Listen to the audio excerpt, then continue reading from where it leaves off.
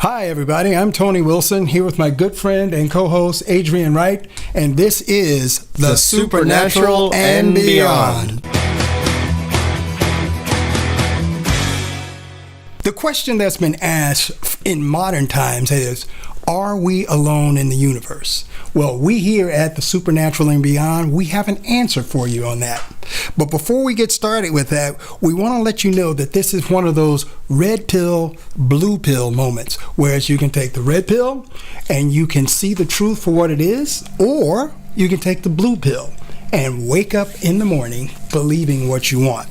Now, the question that comes directly after that is, what do I believe? Well, that's why we're here. We're here to put all of these things on the table. Adrian and I have different views on different topics and different subjects. As a matter of fact, just before we went on, we had a little discussion about flat Earth versus the round Earth. And how does that all fit in with what's going on with here and now? Yes. So, the thing of it is, we want to be the hub. We want to be the hub so that you can come, whether you believe in this belief practice or that belief practice. We want you to be able to come here and to be able to compare notes. So, back to the original question. Are we alone in the universe? And for me, based on my research, no. We have never been alone. As a matter of fact, there were people, let me change that up. There were entities.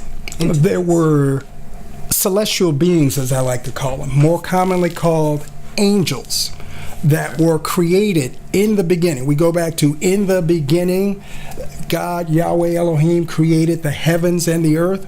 Well, before the heavens and the earth were actually created, those celestial beings or angels or whatever you choose to call them were with him in the beginning. So consequently, they have always been around. They will be around for a short time longer. They have always been here with us. They've been interacting with us, either for good or for evil, and they have even interbred with us. Tony, I would have to agree with you on that point. You know, we are not alone in this universe. My research has showed the same thing. Like you brought up the whole thing in the beginning, God created the heavens and the earth and all living things. So I believe that we live in the physical realm, and then you can go into like the sub-microscopic level where it says like the basic building blocks of life are tiny oscillating strings. These strings are always moving, always vibrating. Some form is always alive, like the subatomic particle level is living and breathing.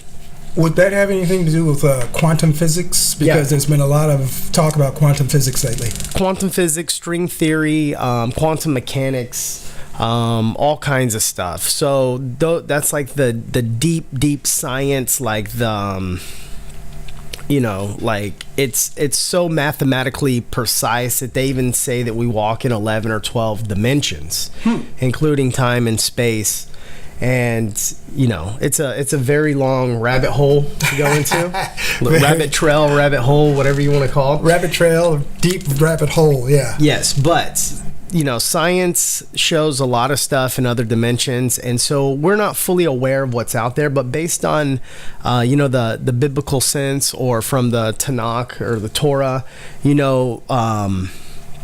Elohim, Yahweh, talks about in his word that there's other living beings. So you have the living beings that are in the heavenly realms, you have the demonic beings in the spiritual realm, and you have the fallen celestial beings, and as Adam and Eve were thrown out of the garden, they lost their light nature, and they became flesh beings, or animal like beings with flesh that you could touch. So what I'm thinking is a lot of those beings that were cast down from the original fall left their original nature and took on a flesh-like nature. So they've been living among us in different forms. Like maybe you've heard of the reptilians.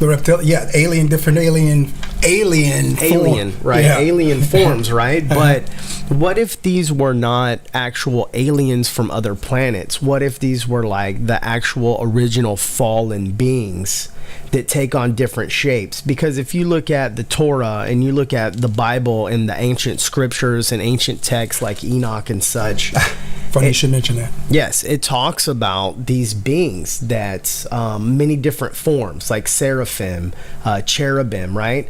So the Bible or the Torah or Tanakh give you like, oh, they're in like the spiritual realms, the heavenly realms, and they're not among us. But what about the third that were fallen and cast down? You know, those walk among us, those have different shapes, those hide among us, those corrupted the human bloodline, which led to Noah's flood, where God had to restore the human race, restore the bloodline to what it once was, and remove the demonic and remove the perversion and purify the earth. Yeah, I'm glad you mentioned that, because I was reading in the book of Enoch just this last week, and it stated all of those things that you just mentioned, that there were these other beings, and that they chose, that's the key word, just like we have choice, they chose to leave the most heavenly of states. I'm just going to use the heavenly, and they decided to come down to the earthly realm and mingle with women, which is, again, like what you were saying, where we get the giants. One of the other things that I find interesting, if you follow that passage, the first passage of In the Beginning from the Hebrew text, it says, in the beginning, Yahweh God Elohim, paraphrasing, created the heavens and earth. And then it says, the creation was a waste and a void. Okay. Well, that never really made sense to me until I got into another translation of that particular scripture. And what it said, that passage actually said, it's not the creation was created a waste and a void. It says it became a waste and a void. I found another translation more from the ancient text. The Hebraic text makes more sense to me than any other text thus far. So with that new understanding, it's the world that was not created a waste and a void. It became a waste and a void, which leads me to the conclusion that these other celestial beings were actually inhabiting the earth before these great waters appeared. Now, the other interesting point I discovered was that these waters appeared much like Noah's flood, but Noah's flood came after this event. Right. What caused this catastrophic event? I have no idea. I have to do more research. I have some ideas, but I don't want to put them out there because they're my ideas. I want to back up my ideas with the actual facts of ancient text and literature.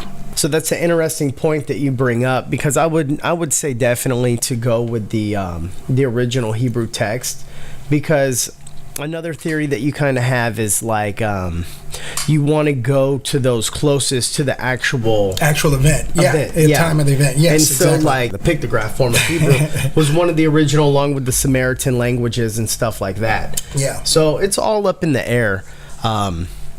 About which language to go for, but for my understanding, I like to reference and go back to the original Hebrew. The Hebrew, yeah. And one of the things, I'll just throw this out in the closing minutes here. One of the things that keeps happening, you go back to the Babylonian, the Sumerian, the Akkadian. You go back to those civilizations before Egypt. Yes, they all have the same story. They all have a flood. The flood. They have about the celestial beings that actually walked among them. I mean, it's just amazing how all of these things connect. So, once again, our original question: are we alone in the universe? From my research, we have never been alone in the universe. There were entities here before mankind arrived. I would agree, and I would say we are not alone. We haven't been alone. And, you know, I would like to hear from our viewers' perspective. Yes. Yes, so I want you guys to feel free to comment down below. We'll get back to you. Hit that thumbs up button and be sure to like and subscribe for more content.